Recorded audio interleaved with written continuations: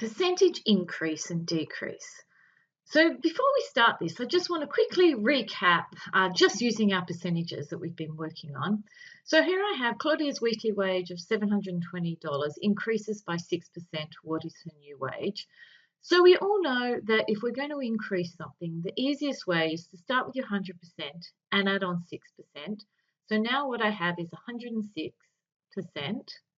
So over 100, and I'm going to multiply that by Claudia's wage of $720. And this way I easily get to what her new wage would be, which in this case is $763.20. And doing the same with a trampoline, which is now being discounted. So I'm starting with my 100% and I'm taking off 5%. So now my sale price is going to be 85%, so that's 85 over 100 of my $280. And what I end up with is I end up with $238. So that's just to recap our percentage work. So the next thing you have to realize, and it's a mistake that we seem to make time and time again in our work, is if we increase something by 10% and then we take 10% off that new increased value, we do not end up where we started with. So let me prove that to you. A store offers a 10% discount. Will the jeans still be $100? So I've got $100 and the price has increased by 10%. So if I'm going to increase the price of the jeans, I'm doing 110% of the $100. So my jeans now cost me $110. Now we're being asked to find the discount price.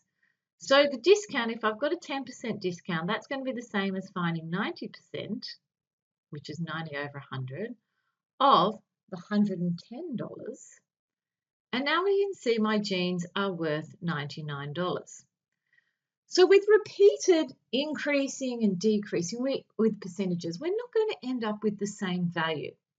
And that's a really important point, which is why it's important in this course to be able to read the questions carefully. So let's have a look at this example. A shop is having 15% off this week. Jen, who works there, receives a further 5% staff discount on the sale price. And the question is, what percentage discount is this equivalent to the combined discounts that Jen receives? Now, we're not given the price of anything. But what we're going to do is we're just always going to say, let the original, because I don't know what it is, the original be, and I'm going to say $100 or 100. Because I'm working in percentages, it's easy to start with 100. So if a shop is having 15% off, that means I'm finding 85% of the 100. So my jeans are now worth $85. Now, Jen, who works there, she gets another 5% discount. So now Jen's going to get 95% of the $85.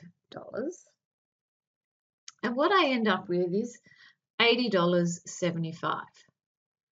Now, for me to find what the combined discount is, so if I'm just going to write that, combined discount, for me to find that out, I started with $100. That's what my jeans were worth originally. I'm going to take off $80.75 because that's what they're worth now. And what I can see is I get an answer of 19.25.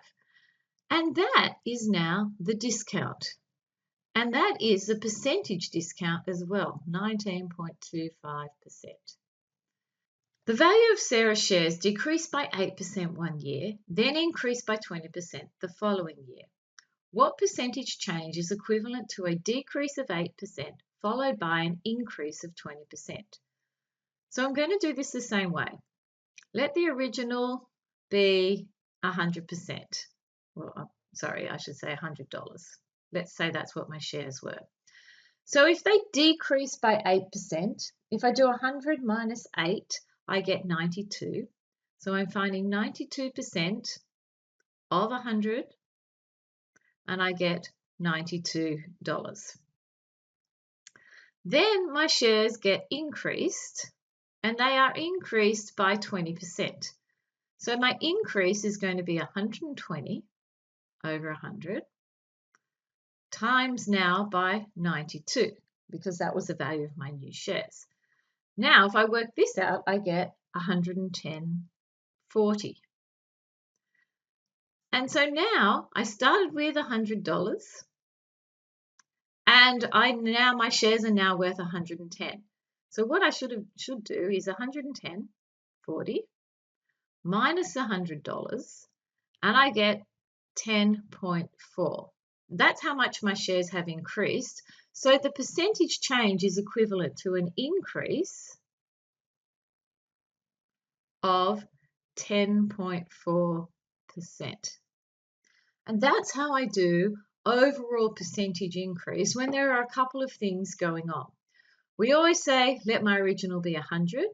We then work through the problem, and then we're either, if it's an increase, we're taking our increase and taking $100.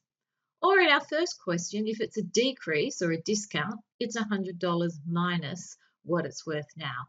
And each of these gives us the percentage change. I hope you've enjoyed the video, and if you have any questions, you know where to find me.